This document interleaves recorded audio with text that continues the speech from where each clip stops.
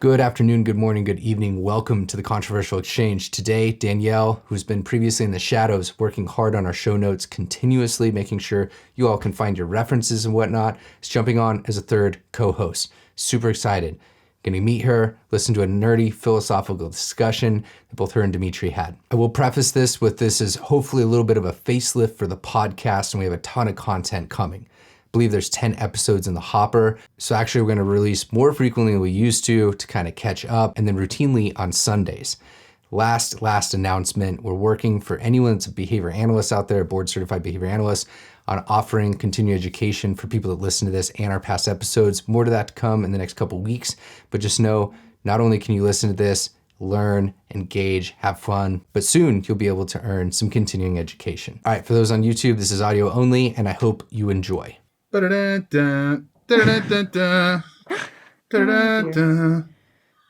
that sounds right? No? Yeah, that works. I like it. Okay. New intro. And no we've copyright started. Issues there. Hey, not if you hum it. I think it only counts if you actually legitimately do that. Besides, Final Countdown, isn't that like at this point like publicly available? Who's going to be listening to this really niche behavior analytic podcast That's true. without CEs? Well, I mean, I'm sure that Europe, the band has a lot of people on this. They're pretty prolific. But anyway, I guess this is the beginning of version 2.0, the Controversial Exchange. Version 2.0? Welcome. Yeah, this is 2.0. The original version was me and Ryan getting super mad about stuff over the microphone and slowly devolving into a bitter mess. And then version 2.0 is having you and me and then Ryan talk about fun shit while trying to keep it light and just a little less angry all the time. I can't stand the rage. It's too much for me. It was entertaining. It was an entertaining bitter mess. I know, but that's the thing. Like when people like for you to get that mad, like it's like not good. True story. Like, yes, you got to protect yourself a little bit. You got to protect those feelings. They're real and they matter. But anyway, welcome Danielle Watson, the third amigo to our growing movement, the Controversial Exchange. You're my fellow graduate student. Yes. Let's see, what is there to say? I mean, Ryan kind of did an introduction about you, but I think that was only for patrons on the Daily BA. So, do you want to introduce yourself briefly, real quick? There's not too much to introduce. I'm just doing the doctoral program. Should be done in hopefully about a year and a half, although still not entirely sure which direction I'm going with that.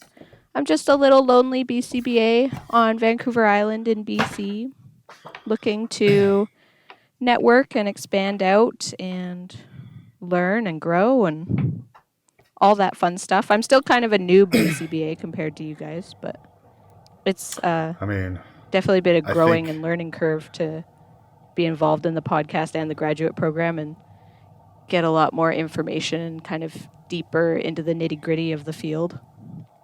Well, if anyone's wondering how you got here, you are the one who's been doing our amazing show notes the whole time, which is like a level of attention to detail that Ryan and I both are pretty much ADHD incapable of accomplishing. So it's pretty amazing that you were willing to do that tedious work. Oh yeah, and be the nameless, faceless person in the background, making us look good. So now you're stepping out in the forefront. Yeah, and I met Ryan back at ChatCon 2018 in Seattle, and was just so nervous to meet him, and was like, I would help out in any way possible, and I didn't know at all that this podcast was in the works, and so it just really, the stars really aligned that way.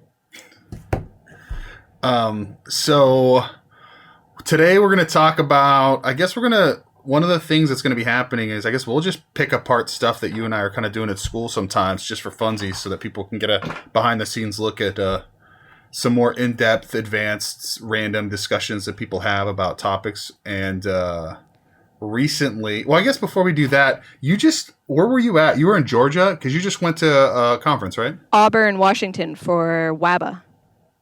Oh, okay. How was that? It was really good. It was Dr. Pat Miranda did a talk on aided language modeling.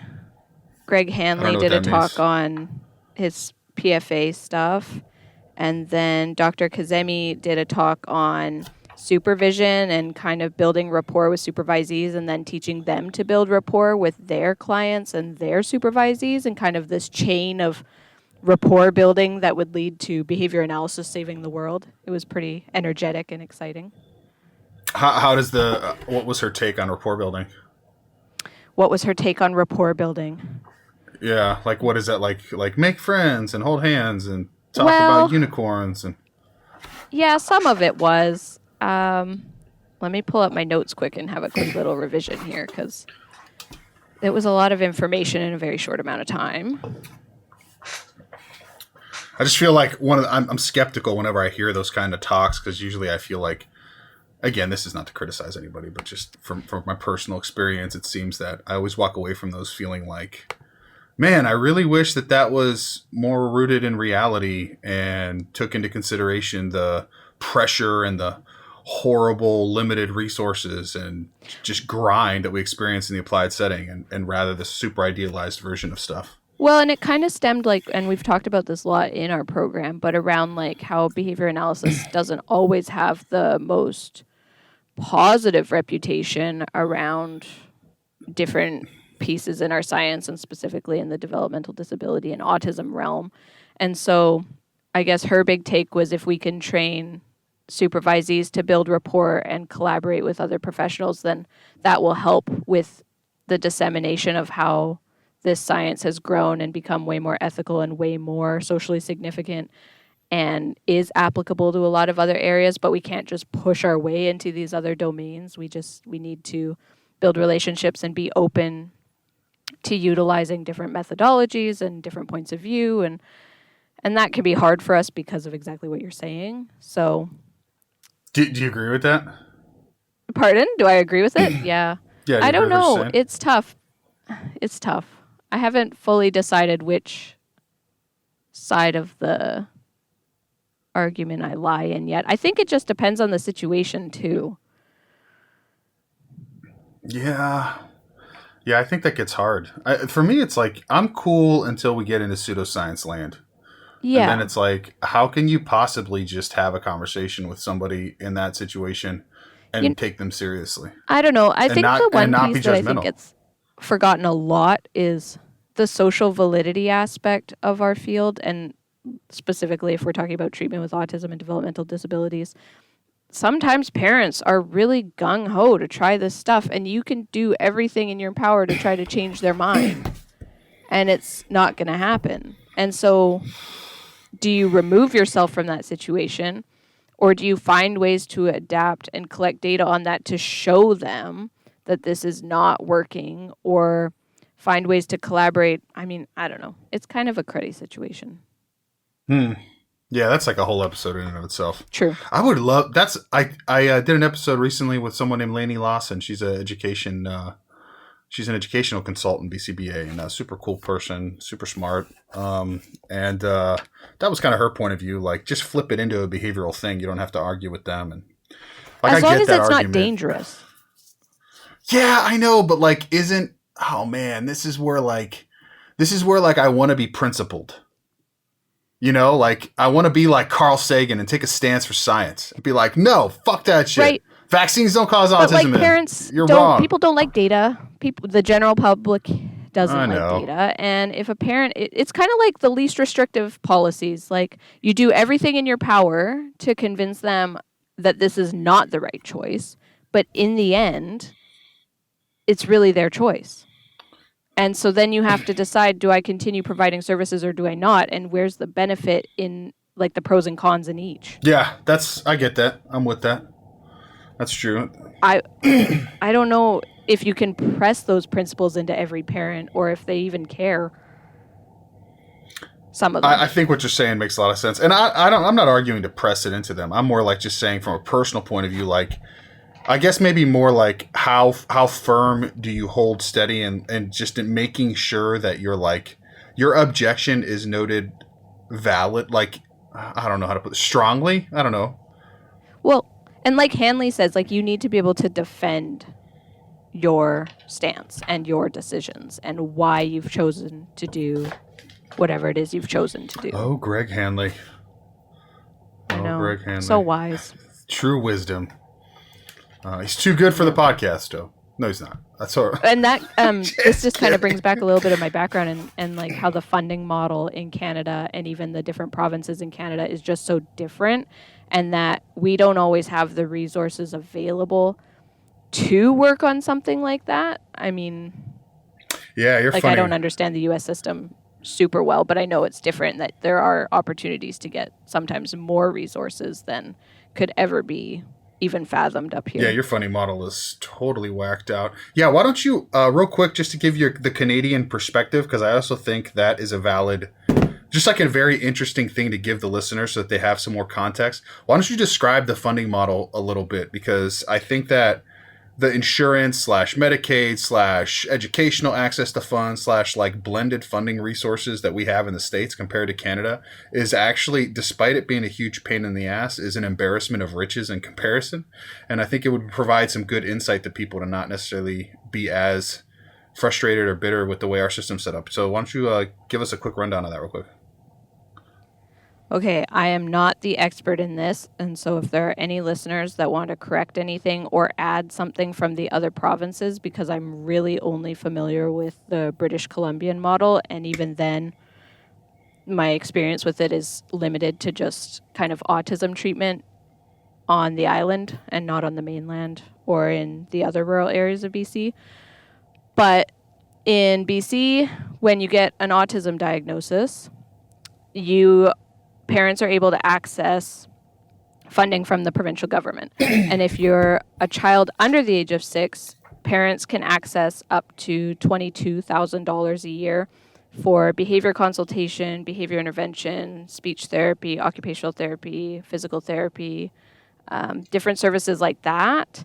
And then when you turn 6, your funding is cut from $22,000 a year to $6,000 a year, theoretically, because you're then entering the public education system, and so some of the services that you would typically get privately, you could then get in the schools.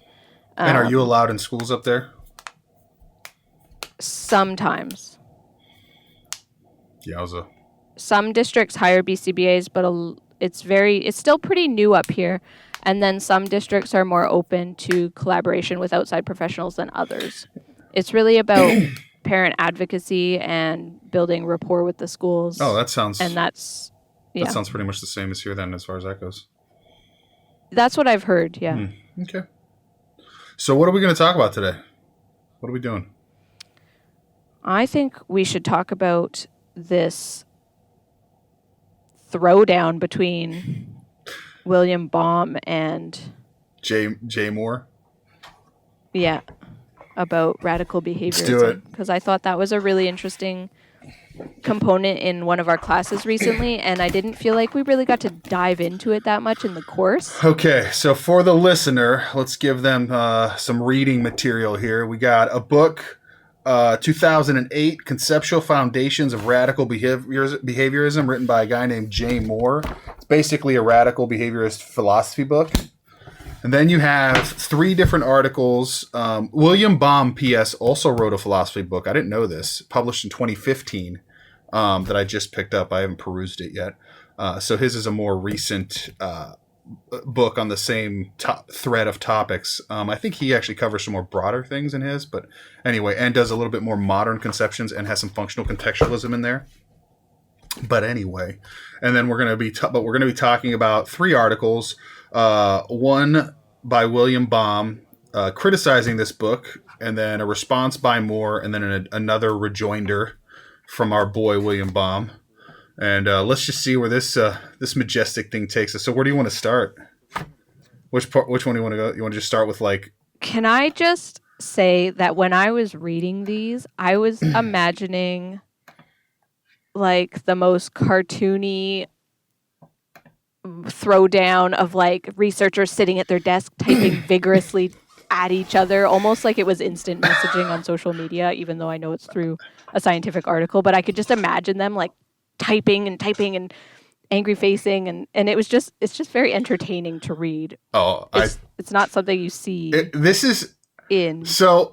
Basically, I guess I totally agree with you, by the way. This is what I think what it looks like when professors engage in Facebook arguments, only they do it through the journals.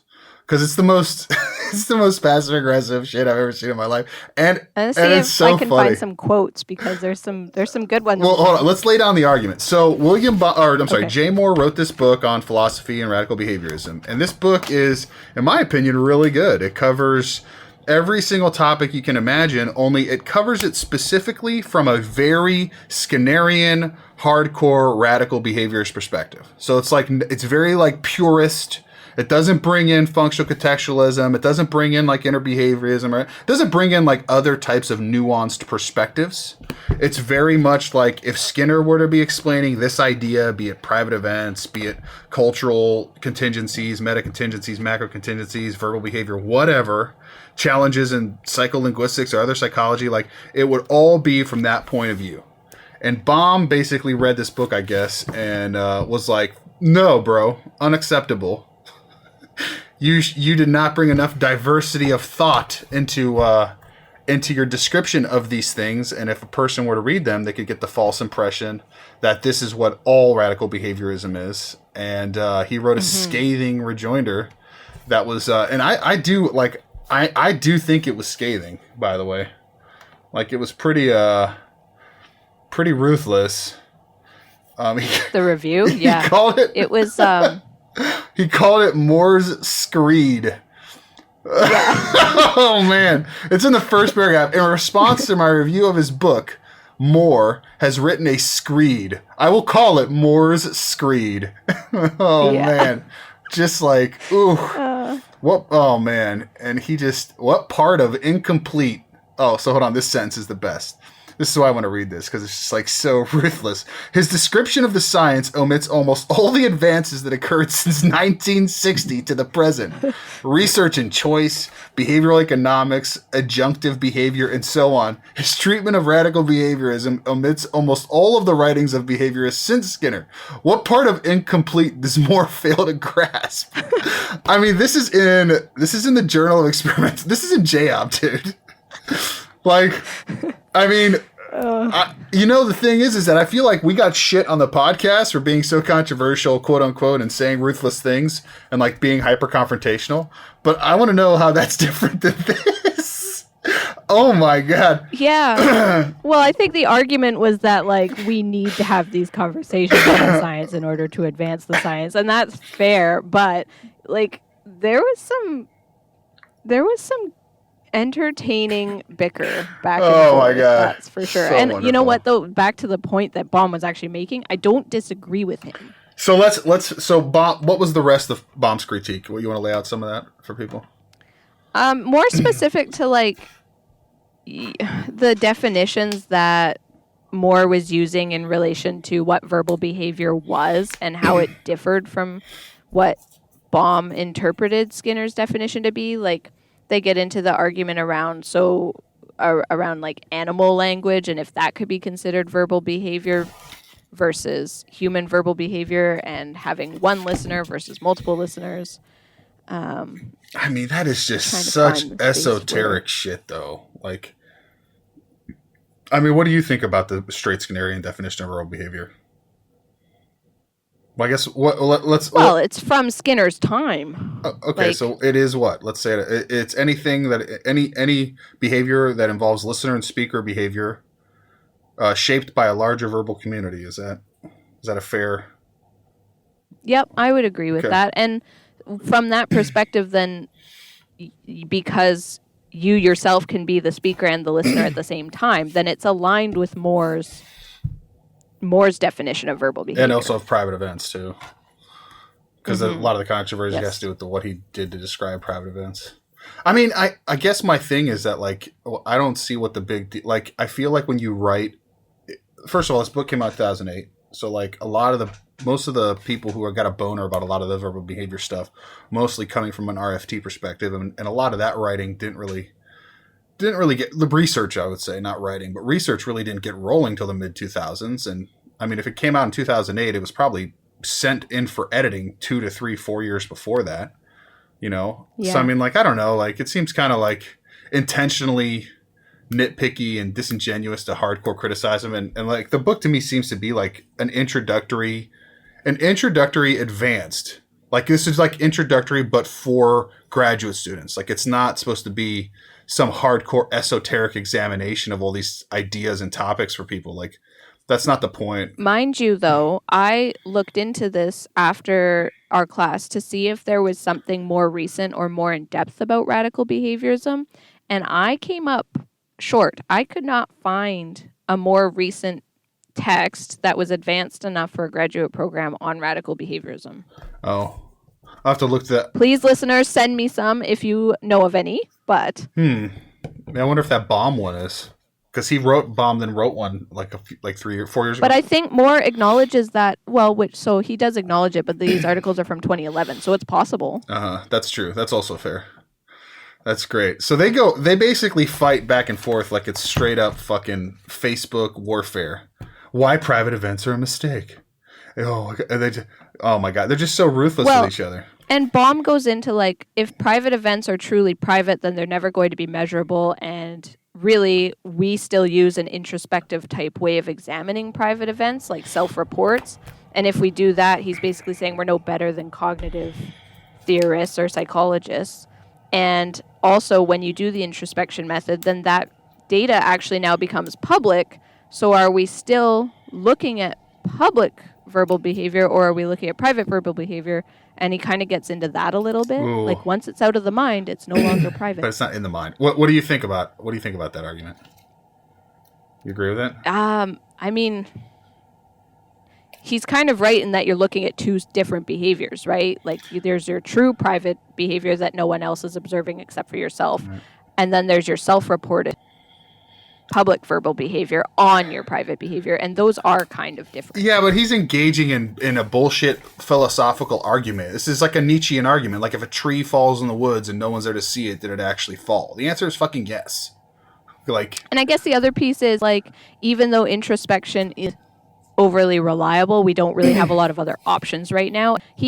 And like they all say this in the articles, everybody acknowledges that we have private events, that we are able to imagine that we do have thoughts. So it's not an argument of whether those exist or not. It's just an argument of whether or not we need to be researching it or measuring it. Well, yeah, thoughts in terms of like covert verbal behavior, right? But yeah, I mean, yeah, I guess. I mean, a lot of people want to do that though. Oh, that's the hot shit. That's ACT. Well, RFT. and I think we need to do it to extend the science, because if we don't, and what are we going to do? Just wait around for some technology to come about that can magically read our thoughts and spit them out? I don't know. I guess that's what Skinner would have said. I mean, Skinner wrote, he would always cop out to the absence of enough technology. He would there's in Science and Behavior, he refers to the technologists of the future. In what is it? In Technology of Teaching? No, or in one of those, or maybe it was about behaviorism. One of them, he refers to the physiologist of the future. I don't know. There's a lot of different times where he just defaults to we just don't have the sophisticated enough technology. Oh, there's also there's an interview on YouTube that you can watch of him where he talks about education and talks about feelings and emotions, and he refers to the fact that there's unsophisticated instruments that will hopefully come into place in time.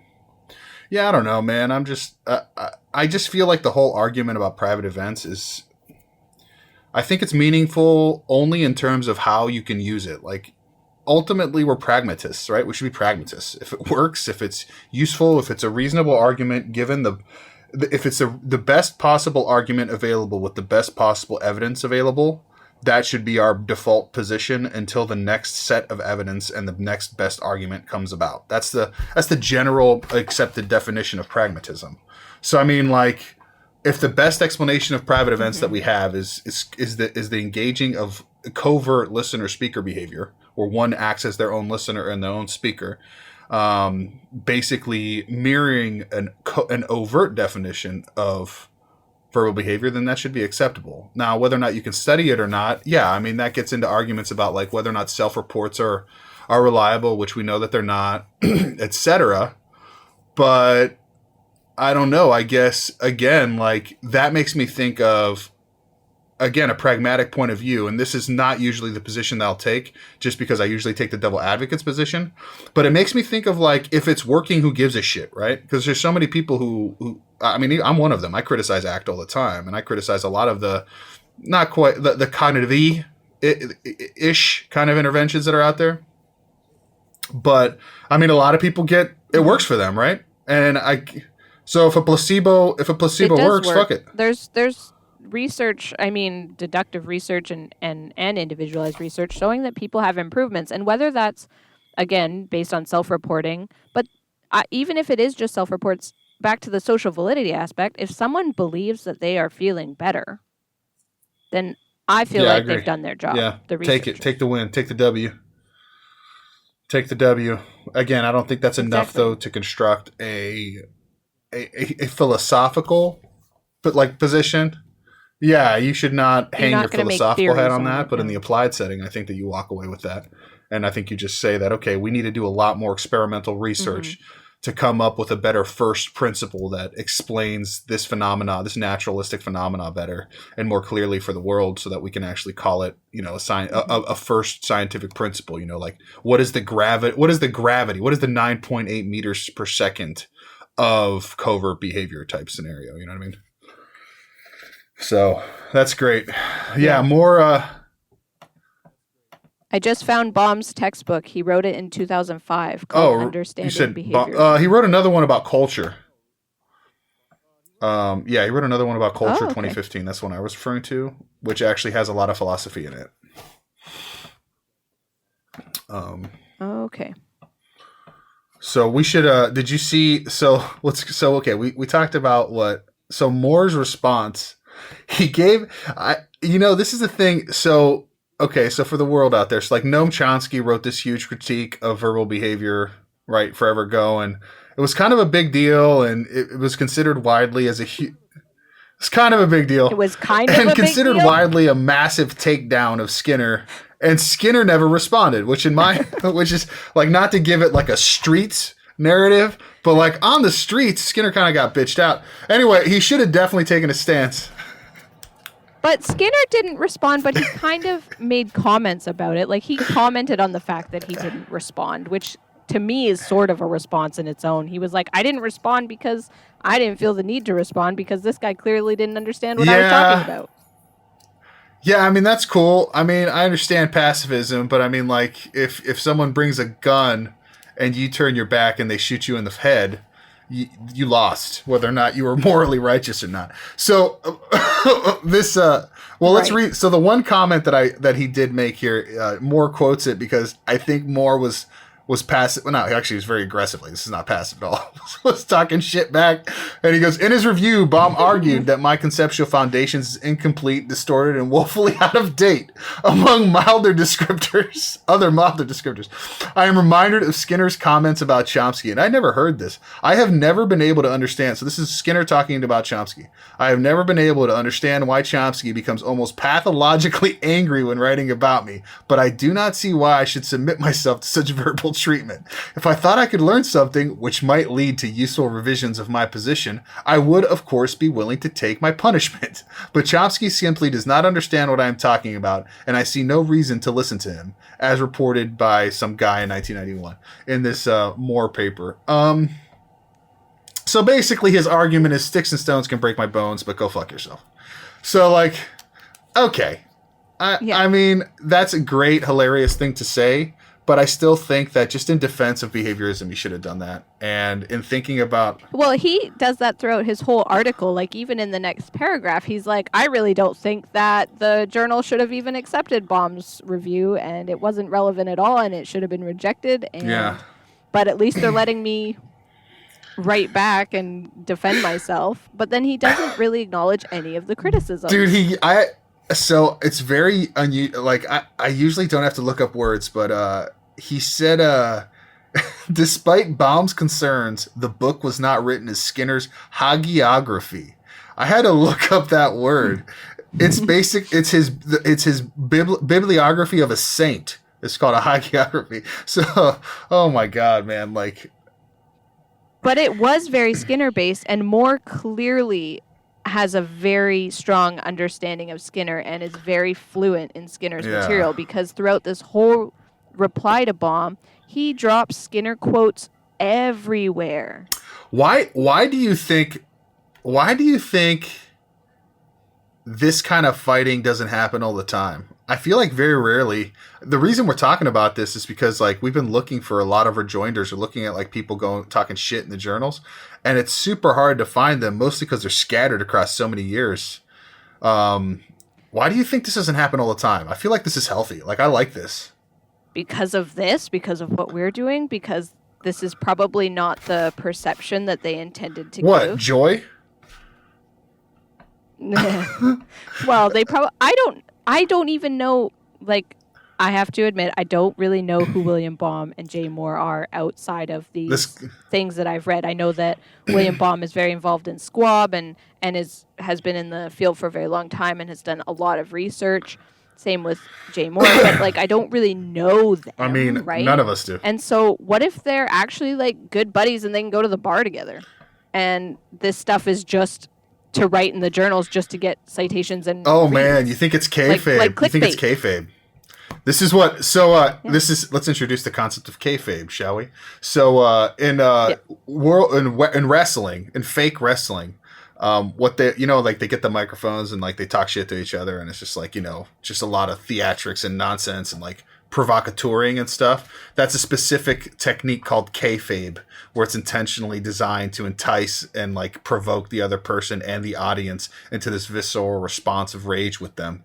So you think this could just be just kayfabe, just talking shit for the sake of it, so that people can like do what we're doing now, which is joyfully and gleefully enjoy the mudslinging. It is so much more entertaining to read. I know, this is what than to just read some basic criticisms on radical. I wish all of it was like this. You know what I wish? You know who I wish would do this? You know what I'm going to say, right? I could take a guess. Of course you know who I'm going to say. Who do you think I wish would do this? And I hope he listens. I hope he listens to this podcast, because this is about respect. I wish Hanley would do this, like on the real. I wish he would do this with some of that new bullshit that's come out from Greer and Fisher and all these guys writing these nonsense articles about synthesized contingencies and stuff. Like, we very briefly talked about it at the conference, not him and I necessarily, but like it was brought up at the conference, and it's really just comparing apples to oranges. Like, you're not even looking at the same thing. Dude, I don't understand how you could turn the other cheek. Like, it's such an obvious, egregious manipulation of one's position for publication and just like disingenuous argumentation. That's. I would argue, though, that he's not turning the other cheek. I would argue that his way of fighting that is through his dissemination in workshops, because I feel like people come out of those feeling so refreshed and so invigorated, and then they go out and disseminate to their colleagues and peers, and then it kind of sets off this chain reaction. I hate it that you try to make such reasonable, measured arguments against me. It's so frustrating. Okay. You said you wanted this podcast to be I know, lighter. I do, but I mean, like, just doing my job. That's true. You are. That's true. This is what you were hired to do. That's a fact. Which you get paid in friendship and appreciation. But I mean, like, I don't know. This whole like, when they go low, we go high bullshit routine is how you lose. I feel like when people go low, you kick them in the nuts. Like, do you think that the people who are criticizing the PFA, do you think that they actually don't understand the procedure, or do you think that they're just trying to do the same thing that we're arguing these guys were trying to do, and just to like push the science forward? Are they like playing kayfabe? I honestly, I could never. I would be speculating on their intent, of course. I mean, in my mind, when I'm reading it, okay. First of all, I'm generally suspect of people, and I'm automatically kind of that way. I'm not that it's paranoid, but just like I assume bad intentions in most of these situations. Oh, that's funny. I'm the complete opposite. I've been told I'm too naive. I'm like, everybody's so nice. I know. So like that's why this works. But I mean, like, so I assume that they're doing it to be ridiculous. And I assume that it's self-serving and it's to preserve, a legacy and a publication legacy and that kind of thing. But I mean, like, it's possible that they just don't understand the procedure. I mean, because the other option, the other way to describe it is that it's people who haven't actually practiced how to use functional analysis and then what the results of it would be in real life. So like why the standard functional analysis is total shit in real life and in practice. And, reasonable people can disagree on that. But I mean, like, okay, that's your opinion, man. Like, cool. And you must have infinite money in a super cool clinical experimental setting because the rest of us are operating on some pretty limited resources. So I don't know. Like, I guess in the best moments, I feel like maybe it's just that they're just trying to protect the legacy and think they're doing the right by trying to keep this reductionistic, mindset and hold on what it means to be a scientist doing applied behavior work. But I mean, on the other side of that, though, I do think also that there's no way that you make. It's just so hard for me to wrap my brain around such smart people making such egregious category mistakes and building straw men in their arguments. Like, those are two pretty obvious, classic, logical errors in discourse that high-level academicians should not be committing when they're constructing their methods and when they're constructing the argument or the narrative they're trying to sell before they start doing whatever research they're doing. Like, they should already have planned for that kind of a confound so that they wouldn't get accused of that. So but again, maybe I'm just, being hypercritical, but that just seems to be a position that I think is a reasonable assumption to go into it with. So yeah, I don't know, man. I don't buy good intentions there, and I also don't buy like blind naivete. I don't buy it. Yeah, that's fair. That's another thing that I appreciate about Hanley, though, is that he acknowledges the historical aspect and importance of functional analysis and the way that it paved the way for these newer procedures to come out. So anyway. And also, we just need to give credit to people who have also worked on this that are outside of Hanley. Because I always think about that. He gets like the most publicity around it, but there's so many people who have done research in this area. Can you name any of them? Can you name anyone that you think were involved? Who would you name that you think deserves credit that doesn't get any? He named a bunch of people. He named Tessel, someone Tessel, I think, or Joshua Jekyll. Jessel. Oh no. Yeah, Jessel.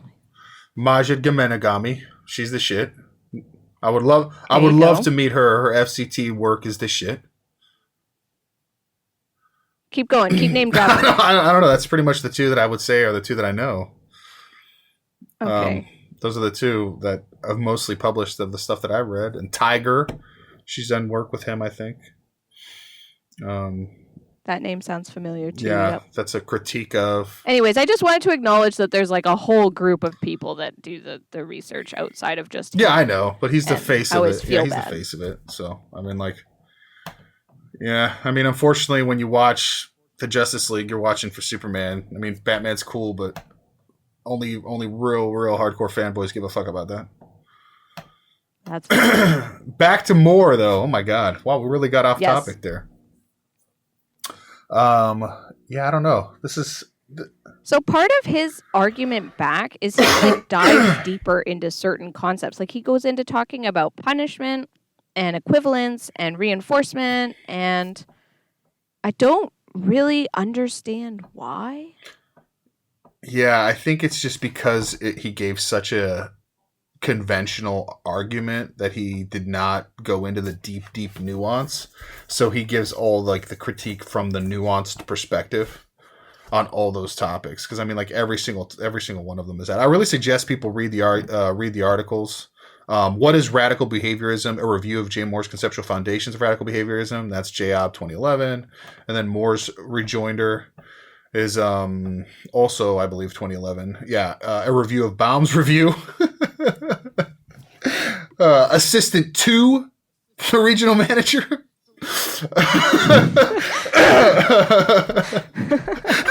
I mean, what the fuck? So yeah, there's a couple. It's pretty funny. So they all happen in the same year. But yeah, it's pretty hilarious. And then like Moore gets all huffy because, sorry, I shouldn't say huffy, but he gets upset, or it comes across as upset because I guess Baum was like, "How come you didn't cite other people?" And Moore's like, "Well, why would I cite myself, and why should you cite yourself?"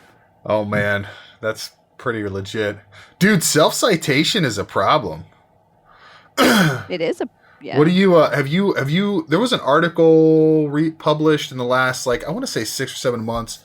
I can't remember what it wasn't a behavior journal that was published in. I think it was more of a natural science one, like a physics or something like that, like maybe a science, where they did a statistical breakdown of people who are engaging in self-citation, and it's in the thousands. Almost like 75% of mathematicians and physicists and chemists and medical professionals engage in self-citation to the point where like they inflate their numbers. Well, when you think about how your article gains prestige based on the number of citations, why wouldn't people self-cite? Yeah, I guess. I mean, because no one's looking into who's citing like until now. Yeah, I guess. Does that invalidate that impact? So I mean, just thinking about writing a paper. If I wrote a paper on a topic and I have to write a similar paper, say 2 years later, could I potentially just take my paper and self-cite it and rework it and technically not be cheating? I think that would still be cheating. I mean, but these guys get published doing it. Why can't I? Well, they have to incorporate other things too. But I mean, and there's a difference between like replication of something new and you're the only person doing it. Yeah, I don't know about that. Like Mark Dixon's stuff on Peak, he has to self-cite, like, or had to for a long time. Now he doesn't necessarily, but there was a lot of self-citing because he was the only guy doing research in Peak. Yeah, well, because Peak is his own proprietary assessment tool. It's not like... So there's some bias there, but...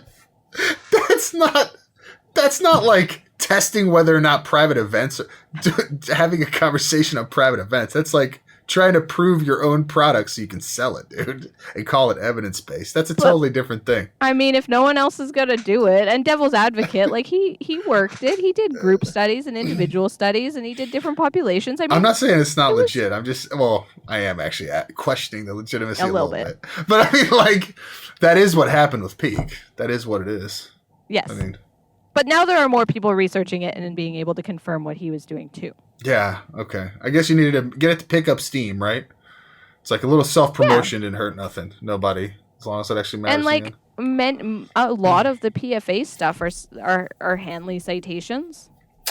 Yeah, that's true. Well, no, that's not true. Not initially. I mean, Hanley's on there as like second, third, fourth author on a variety of different other publications. Yeah. But the theory and all the different interventions are... They have basic material. It's like legitimate translational research, in my opinion. It is, yeah. Like, no, you're totally right. Legit translational research. I mean, like, most of it goes back to just functional communication in and of itself as a alternative to variety of problem behavior, as like a universal alternative to problem behavior. That goes back to like original studies, like Carr and Durand, like 1985, like old shit today.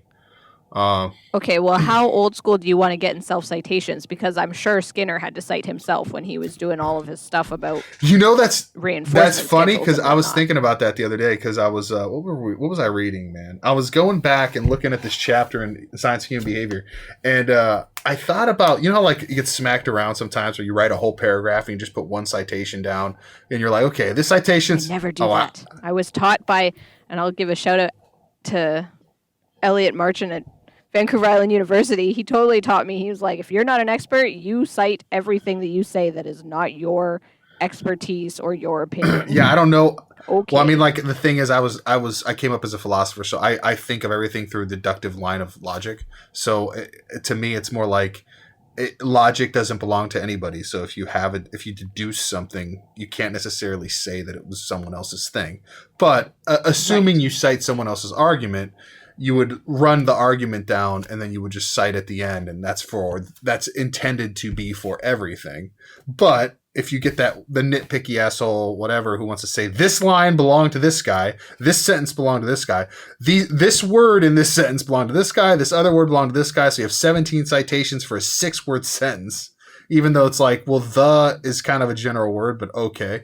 It seems a little bit ridiculous. It seems like a little bit ridiculous. But I mean, like, if you look through a lot of it, like, there's not a lot of citation in that book. actually, in science, human behavior. There's not a lot of citation in verbal behavior. I mean, there is a good amount of citation, but I mean, throughout the text, all the way when he's just like rambling or like thinking out loud as he's writing, there really isn't a lot of citation, obviously. So, I mean, I guess he did a lot of conceptualization. yeah, so that's the point. My point is, if you're engaging in a conceptual exercise, do you have to really cite it? So how do you cite a conceptual exercise if you're just like thinking creatively and just writing out loud, but doing it in a systematic way where you're trying to fit it within a framework? And should you have to describe that to someone? You can cite where you're deriving it from. Like, I'm sure he cited Darwin and stuff because some of his concepts came out of natural selection and whatnot. I guess, man. I don't know. I don't think I remember seeing a Darwin 1876 anywhere. Or whatever year that book came out. But like, could you imagine your contemporaries being that? I mean, he would have had to have self-cite when he was developing the matching law and whatnot too. Yeah, okay. Could you imagine your contemporary being Charles Darwin? Like, talk about fucking trying to. I mean, like, God, that's a hard act to follow, man. Now, okay, this is sort of off topic. But off topic. You know, Darwin's a pretty big guy in his field, and Skinner's pretty big in our field. Who do you think's like the it person of our era for this science? I mean, the easy answer is Steve Hayes. I don't know. That's I don't necessarily agree with that, but I mean that will be the answer one day. He'll be talked about for... I mean, because he's mainstream. Like, the reason that Skinner's talked about in general is because he was mainstream. I mean, arguably speaking, you know, Skinner's really not that influential in psychology today outside of behavior analysis. I mean, most behavior analysts... Well, and that's where that talk from Dr. Kazemi came in, because the other sciences don't always like us. Yeah. But I mean, like, so, like, Darwin is Darwin. So, like, Darwin is big no matter what discipline you're in. He transcends biology. You know, he transcends his discipline because he was transformative in the way that, I mean, he was almost a step in thought of our species. You know, like, human beings will think of existence differently forever, right? As a result of Darwinian theory. Do you think that if Skinner had just was able to live a little longer or was born a little later, that he could have had that effect on our science too? On our science, he did. On the world, I don't know. I don't think so. I don't think he had. I don't think that. I think behavior analysis is too micro and conceptual to have the kind of necessary juice in it to feed that kind of. I don't know. To like really bring about that level of inspiration and like a zeitgeist of lay people. And I know someone's... He sure had that world vision, though. Oh, he may have. Yeah, he definitely did. Definitely had the world vision. But I mean, like, he didn't, like... Again, like, evolutionary theory went in the face of every... I mean, evolutionary theory is like the equivalent... It's like a Copernican revolution level event. You know what I mean? I mean, it basically... It countered scientifically and empirically religion. Same thing with, I mean, the same thing with heliocentricity. I mean, like it countered like the religion. Heliocentricity? Yeah. That's what, like this, like the sun is the center of the universe rather than.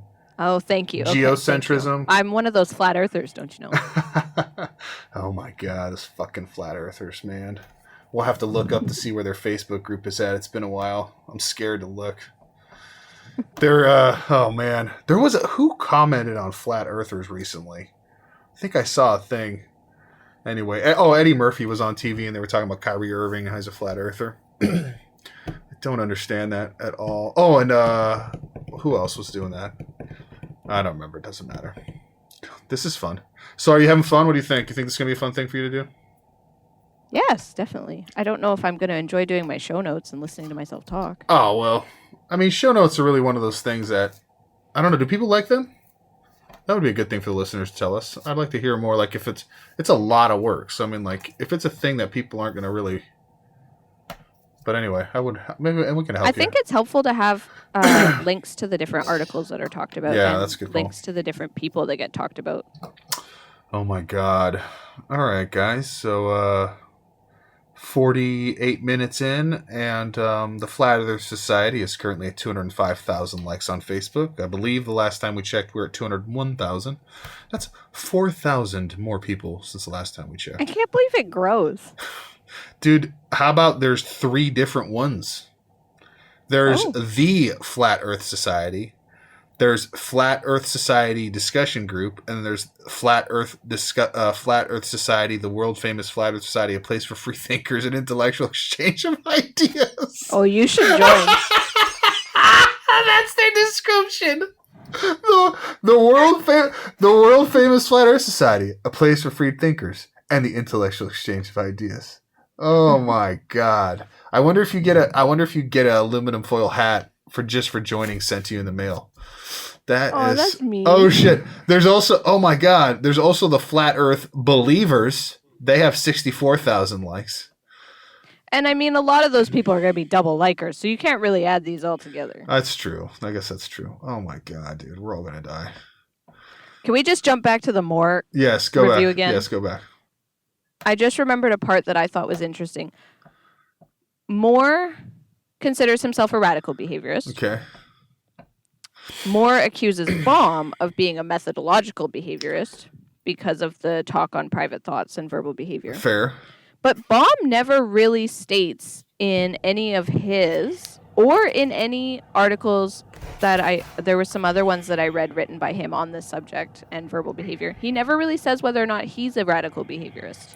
I mean, I think because that should go without being said.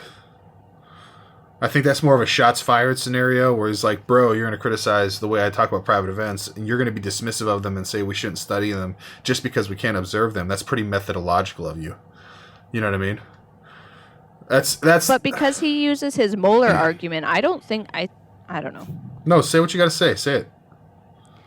Well, I think he denies being a methodological behaviorist. He just never says what his philosophy is that he follows. And I'm wondering if that sort of ties back to you and I. We talked about it a few weeks ago around like whether or not you and I considered ourselves to be radical behaviorists and if there were even really any other options. I mean, I guess, do you consider yourself a radical behaviorist? Yeah, I think so. I mean, and then I was trying to look into like the difference between radical behaviorism and functional contextualism, and I was having a hard time seeing a big picture difference. Yeah, that's a hard one.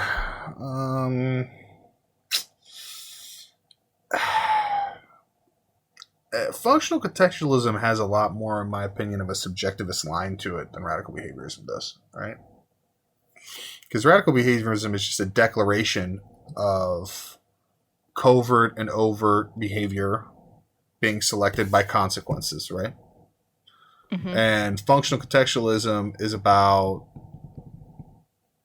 the relationship between those particular responses in the environment and the person experiencing them. So like they add more like a secondary link. Like it's kind of the difference between, oh man, this is going to be an analogy that no one's going to get because it's so fucking esoteric. But it's like the difference between like a more conventional philosopher or a logical positivist and like an existentialist who like a subjectivist, someone who looks at the world, who says that the world is different based on whatever position that you're observing it from. Does that make sense? So like basically like everybody's even though it's about truth, right? So even though there are basic facts that exist in the world, by sheer fact that I'm looking at it from a 45-degree angle based on my life experiences, and you're looking at it from a 75-degree angle from your life experiences, we are technically experiencing those objective events differently, and therefore they mean different things to us, and they are different in lieu of the relationship that they have to us. You see what I'm saying? That would be more in line with a functional contextualist interpretation or like position only put through a behavioral lens. So like where radical behaviorism is like it doesn't take that leap of the subjective point being mattering in the interpretation of events. It simply states, listeners or covert overt behavior, you know what I mean, selected by consequences. So that's really the difference, is taking the next step and adding that subjectivist point of view. It's just that like, but I mean like, so the question is, do you want to go that step further? And do you think that the functional difference or the distance between those events and between the different people potentially observing it or experiencing it, does that necessarily change it in and of itself? That would be the conversation, right? And I don't know if that's the case. Like that, I've always struggled with subjectivism and that kind, because I don't think it changes a thing intrinsically. But again, it is still pragmatism, because pragmatism is just about having the best possible argument based on the best available facts. So subjectivism does fit within a pragmatic point of view. So it's still pragmatic, but is it necessarily behavioral, or is it going a next step further? I don't know. Like I get uncomfortable with that, because you start getting into questions about like, what is an objective fact, and what is the difference between capital T truth and like, lowercase truth, and who defines those things. And you start getting real fucking out there, and you start asking questions that for me don't matter anymore. Like, I feel like that's shit for like when you're 22 and a stoner. Like, for grownups, should we be really worried about those things? I don't know. What? I'm only 26. I'm not a stoner. Okay, my bad, bro. I didn't mean to generalize. I'm just saying. Like, it just seems like asking those questions that are inherently don't have answers, even though they offer interesting conceptual exercises, and they do ask interesting questions. I mean, like, should we ask questions about what is the nature of truth and where is it derived and all those high level things? Yeah, sure, of course we should. Someone should be asking those questions. But do I think in the context of a behaviorism should we necessarily be diving into that in our everyday day? No, I don't think that has any value to your average person out there trying to practice the science in real time. But then again, this is a critique of a behavior philosophy book. So I think in that circumstance, I think it's fair. But, yeah, I mean, going back to your question, what would I consider myself? I don't know, man. I think that radical behaviorist makes sense. I think that that's the farthest I'd be willing to go. I usually like to maintain agnostic positions and not really take any of them. And just like in this instance, I would almost just say I'm a pragmatist. And right now, the pragmatic point of view is radical behaviorism, but I'm not necessarily married to it. But if you... Are those mutually exclusive? What do you mean? Like, I'm not. So I'm still learning about these things. Yeah, sure. Like, you can be a pragmatist and a radical behaviorist? Yeah, of course. Yeah. Yes. So it's like, think about it like categories. Like, pragmatism is about like, how do you determine something to be valid, right? Yeah. And then radical behaviorism is the thing that I determine to be valid based on a pragmatic point of view. Right. Gotcha. And then contextualism would be the next thing. Like, based on a pragmatic point of view, I would hold that contextualism is valid, But I don't know, like, I mean, if you want to take a holistic perspective, functional contextualism makes sense, or just general contextualism makes sense. Like, and that's where you get into Steve Hayes, and that's what the whole thing with Steve Hayes, doing the whole beyond or whatever, the whole like post-Skinnerian account, like the whole idea was moving it just straight from this, kind of reductionistic but like sterile point of view that doesn't take the individual experience into the equation of it, and kind of building in the subjectivist notions a little bit more concretely. But I don't know, like, again, I could be talking out of my ass and I could be corrected by someone. It's just my understanding of things. But yeah, it's they ask big questions. They ask a lot of big questions, and I don't know what the right answer is. I think that, and people are interested in it because of that. Like, it's blown up. That's the thing. That's literally the point I was just going to make. Like, but that's also the thing that makes it dangerous, in my opinion. Like, the thing that's dangerous about adding to the definition the subjective, or the glasses in which you view things based on your perspective. I think that's dangerous for someone who, for people who don't have a super nuanced understanding of what that means. Because then it becomes what it's devolved in pop culture, is that like, well, if it's just the way I see things, my opinion is valid because that's my experience. So, there is no such thing as truth. That's how you get into this post-truth reality, right? The way that we've gotten into a post-truth world is based on subjectivism. And subjectivism is being pushed in every single discipline has been in some way I'm going to use the word infected, but I don't mean it necessarily in a negative way. I just mean it in terms of like all of the primary philosophical foundational positions that most people take, that most disciplines have now, have this kind of postmodernist skew to it and have this kind of like subjectivist angle to them, which means that there is no, which kind of does push people to make statements like there's no such thing as objective truth. And therefore any truth is true if it's true to you. So you get into this post-true world. Truth world, right? And it's like, well, I mean, that conflicts with the empiricist in me. That conflicts with someone who wants to take like a scientific perspective and like be objective about stuff and not put their feelings and their own experience into it and cloud it that way. Because if you want to talk about bias, that's real bias.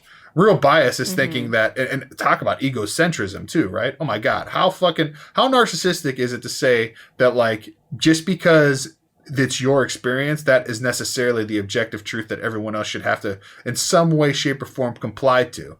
Like, it's preposterous. Like, that's where those arguments start to bother me significantly, because they make it very difficult to have a conversation without people getting personally offended or without bringing in their own experiences into a conversation.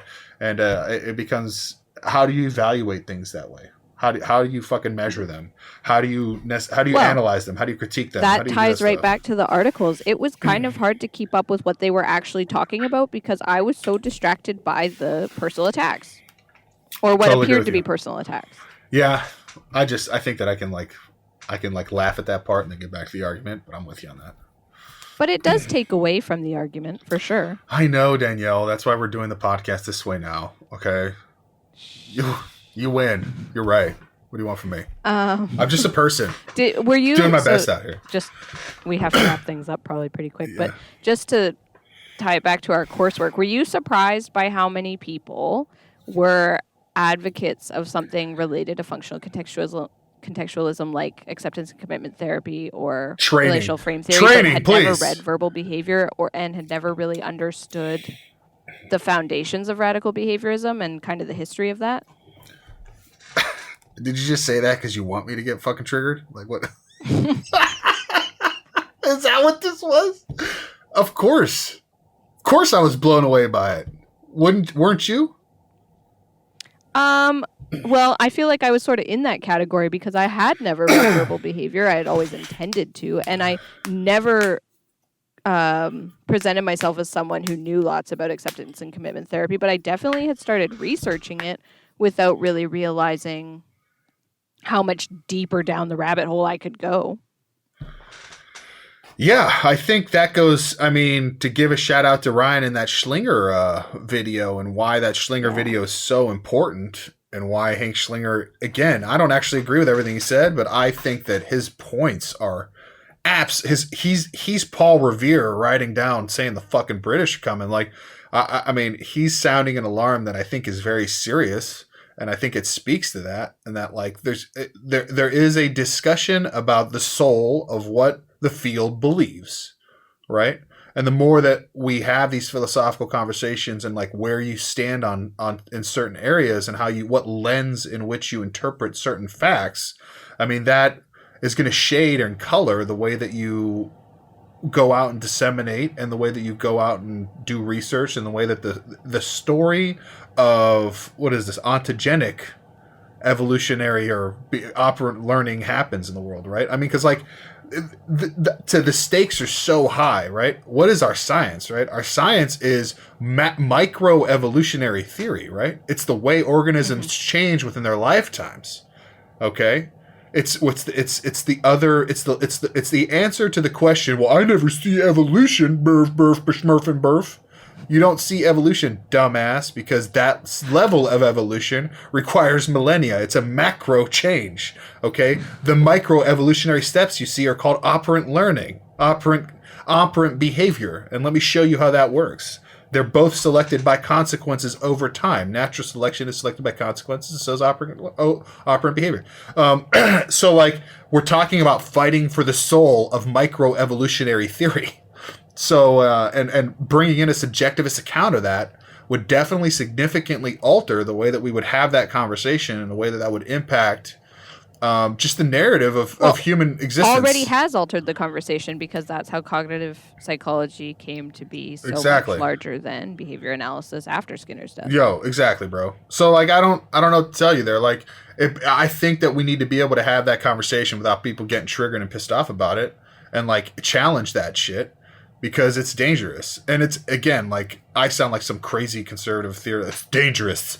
These kids in their rock and roll music. But I mean, like, fucking for real, dude. Like, it's dangerous conceptually because, like, it is such thing as going backward by getting too out there. Like, you want to make sure that if you're going to make alterations to the viewpoint that you have the evidence and you have the proof to support your position. And that's not the case currently, you know? Well, it's still important to disseminate the information, but I think that maybe people aren't holding themselves as accountable to remaining within their scope of competence or really learning about these things before getting too hyped up or jumping into the hype, I should say. That's totally a bigger point. Because seems like it's got such huge socially valid results, right? Yeah, I mean, that's totally the point. And that brings us full circle to earlier in the discussion. Like, if a sugar pill works, take the fucking sugar pill, but you can't claim that it's necessarily empirically valid. You know what I mean? Yeah. And that's the whole point. Go like, where the reinforcement flows. Yeah, man. So I don't know. Like, it is what it is there. But if we're having a conversation about philosophy, like, that's a totally different animal. So thank you, Bomb and More, for the robust discussions. If only we can encourage. Please, leave your comments about these articles because they're quite interesting. They're long. They're 8 to 11 pages or something like that of diving deeper into Moore's book and then subsequently diving into each other's reviews of reviews. Yeah, it's pretty good. Pretty awesome. All right, man. First episode back in a while. I feel good about it. This is fun. Technology high five. Oh, yeah, for sure. For sure. Well, thank you, guys. This was your controversial exchange. Catch you next time. Later. Bye.